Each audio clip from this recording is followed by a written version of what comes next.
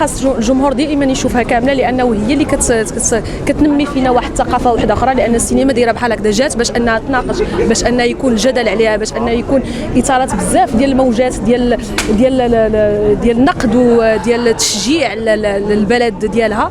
وبالنسبه لي السينما خاصها تشجع بزاف ديال المرات، يمكن كاع اكثر من الكره.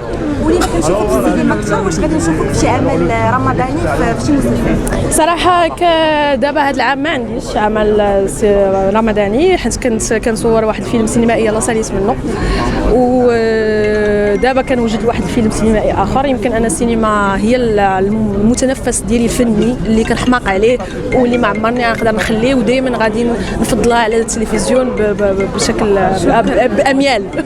Alors bonsoir, je suis le réalisateur du film La mer au loin, Al Bahr Al Baïd. Alors c'est un film sur l'exil, sur une expérience intime de l'exil. Je voulais raconter comment l'exil n'est pas juste une question d'immigration, mais c'est aussi une question de sentiments, d'émotions. Moi j'ai quitté le Maroc à 11 ans. C'est pas mon histoire, le film n'est pas mon histoire, mais je me suis inspiré de tous les trajectoires que j'ai pu rencontrer dans le sud de la France, parce que j'ai grandi à côté de Marseille. Et je voulais donner au public de manière la plus sincère et la plus généreuse possible une expérience de l'exil. Ça ne veut pas dire que c'est comme ça que ça se passe forcément, mais c'est une des expériences possibles, et c'est ça que je voulais montrer de manière voilà, romanesque, et pour qu'aussi que ces parcours-là, ces parcours de vie qui sont parfois difficiles, puissent aussi être montrés à l'écran. فيها بحال هذاك الشيء ديال البحر البعيد، شي حاجه اللي قويه وقريبه ولكن تحس بها ماشي inaccessible.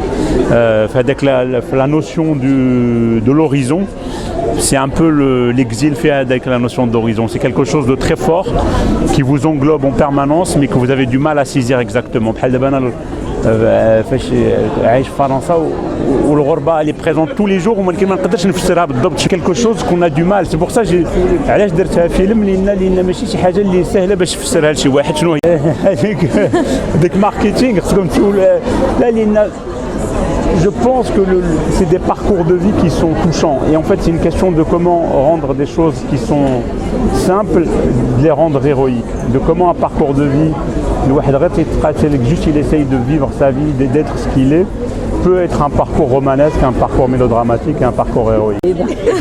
الدور ديالي هو دور الام، دور البطل اللي كيكون غادر البلاد ديالو هاجر وكيمشي، هي كتسناه وملي كيرجع كتستقبلو. بطبيعة الحال هي كتكون كتسنى منه ان ذاك المهاجر ككل الامهات اللي خصو يرجع وداير شي اشياء في حياته، هو كيرجع من طبيعة الحال، ولكن عنده اختياراته، كيرجع بالاختيارات ديالو الى اخره. فهي كتكون شويه ديك الام المغربيه اولا، المغربيه الاصيله والوجديه خصوصا، فكاركترها شويه صعيب، ويعني كتستقبلوا.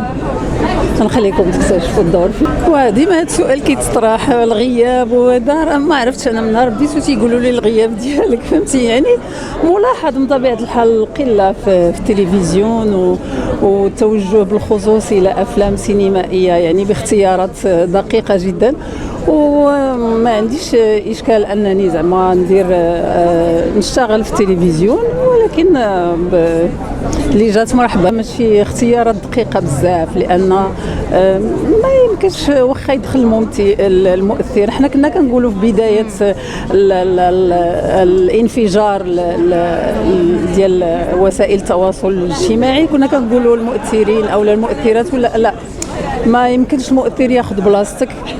كانت في شي اشياء كتقولي وينو ما يمكنش المؤثر ياخذ بلاصتك الا كاينه فريمون بلاصتك ومرسومه يتوصى عند مخرج او عند منتج، فما يمكنش ياخذها الا كانت غلط. انا كنبغي نشكر طبعا سعيد حمدي العمل الرائع اللي غتكتشفوه. كنتمنى الجمهور يجي وانتم اللي حاضرين اليوم تكلموا على الفيلم وتكونوا سفراء لهذا الفيلم الجميل اللي غتشاهدوه، وكنتمنى لكم ان شاء الله فرجه ممتعه. إذن قبل ما ندخل الفيلم نشكر طبعا الحضور، اساسا الصحافه والاعلام والاصدقاء اللي كنشكروهم بزاف حاضرين معنا، وطبعا بعض السينمائيين من الحاجه وحاضر معنا، تفرقت على مستوى الفيديو. شكرا لكم. وطبعا ميغاراما بيان سور، ميغاراما ديما ماشي انا مخرج. شكرا للناس انا كنجيب ميغاراما بزاف حيت انا رجعت داري ما كنشكرهاش. دونك شكرا لميغاراما، وشكرا كما قلت لك الاعلاميين والصحفيين والسينمائيين الحاضرين معنا. تحيه خاصه للصديق ديالي السي خالد منور.